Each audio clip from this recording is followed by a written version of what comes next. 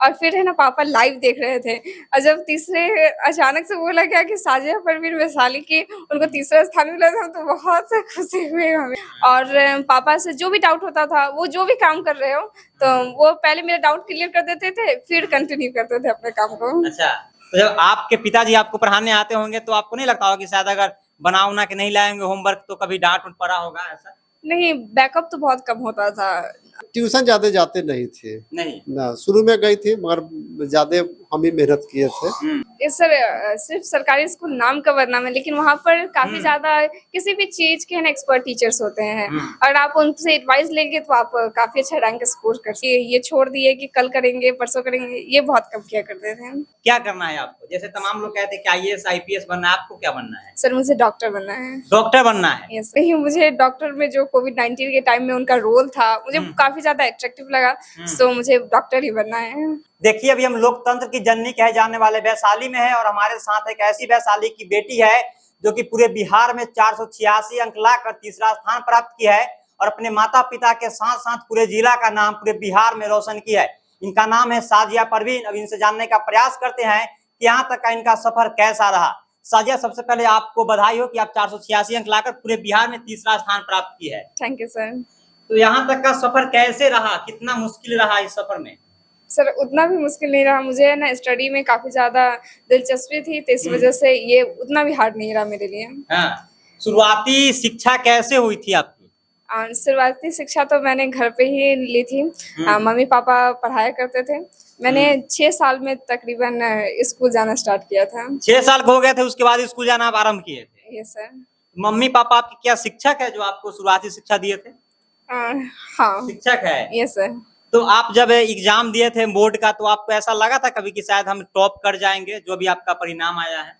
Sir जब exam खत्म हो गया तो लगा कि टॉप कर जाएंगे, फिर वेरिफिकेशन का कॉल आया तो मुझे लगा कि हाँ स्टेट अवार्ड में कोई रैंक मेरा होना चाहिए। अच्छा। और आज मालूम पड़ा तो मुझे बहुत खुशी हुई।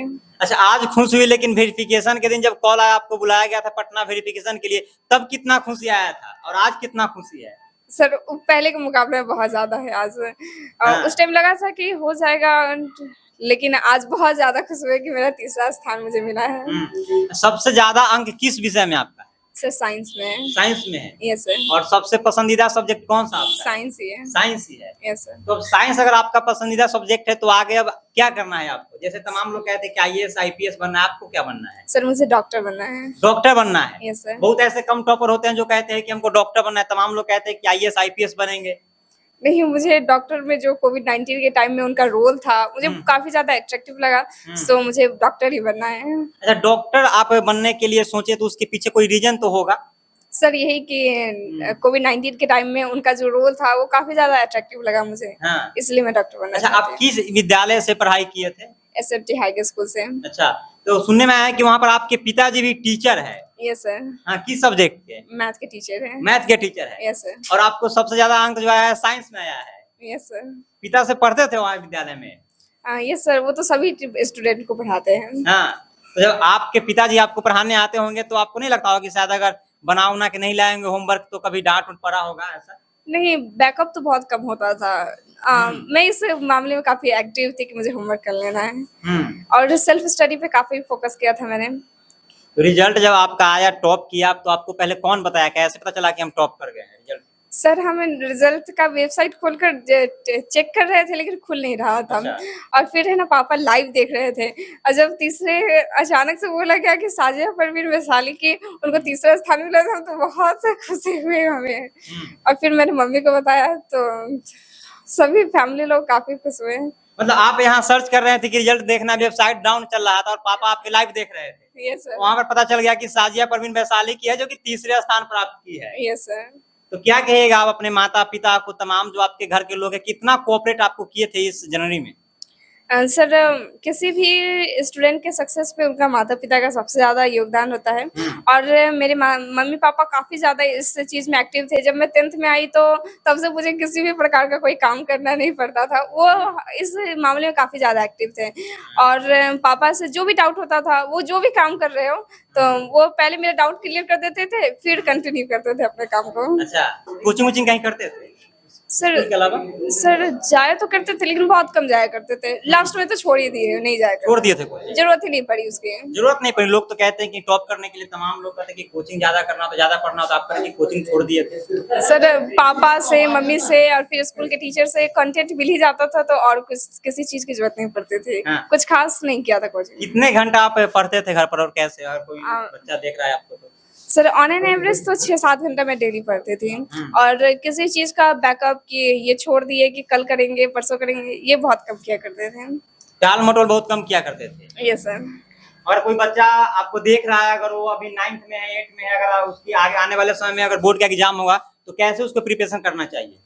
सर उसे ज्यादा से ज्यादा सेल्फ स्टडी करना चाहिए। जो भी बिहार बोर्ड का टेक्स्ट बुक है उसको काफी अच्छे से रीड करना चाहिए और लास्ट में पीवाईक्यूज करना चाहिए। ऐसा नहीं कि पहले ही पीवाईक्यूज को रट लिए, लास्ट में पीवाईक्यूज करने से हमें ना एक्सपीरियंस मिलता है कि एग्जाम में किस तरह के क्वेश्चंस बनते हैं। साजिया परवीन के पापा इनसे जानने का प्रयास करते हैं कि इनकी बच्ची कितना मेहनत की और आपकी जो बच्ची मेहनत की उस वजह से अभी बिहार में 3रा स्थान प्राप्त किया है। अब कैसा आपको लग रहा है?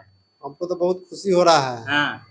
और हर एक बच्चा को हम कहना भी चाहते हैं कि मेहनत करो, मेहनत के बल पर कोई भी चीज कठिन नहीं है। सबसे बड़ी है कि मेहनत करना है। और आप जिस विद्यालय में पढ़ा रहे थे उसी विद्यालय में आपकी बच्ची पढ़ने जाती थी? जी जी। आपके एक तरह से स्टूडेंट भी हुई और बच्ची भी हुई? जी जी।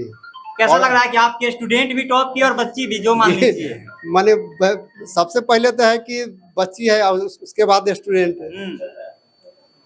तो माने इससे हो रहा है कि विद्यालय का नाम हुआ और कहने मतलब कि मेरा तो नाम हुआ ही, विद्यालय का नाम हुआ। अच्छा, उम्मीद था आपको कि आपकी बच्ची मतलब इतना अच्छा करेगी? जी था। कब से? कब उम्मीद? ये 9th में एडमिशन जब कराए थे ना, और उसी समय से मेरे प्रधानाध्यापक थे श्री राजेश कुमार रंजन। जिस दिन एडमिशन के लिए ले गए थे उस दिन वहाँ गए तो उसी दिन बोले कि बेटी तुम आई है एडमिशन कराने, तुम एडमिशन हम कर रहे हैं और तुमको ऐसा माने इतना नंबर लाना है कि जो अभी तक नहीं कोई लाया है।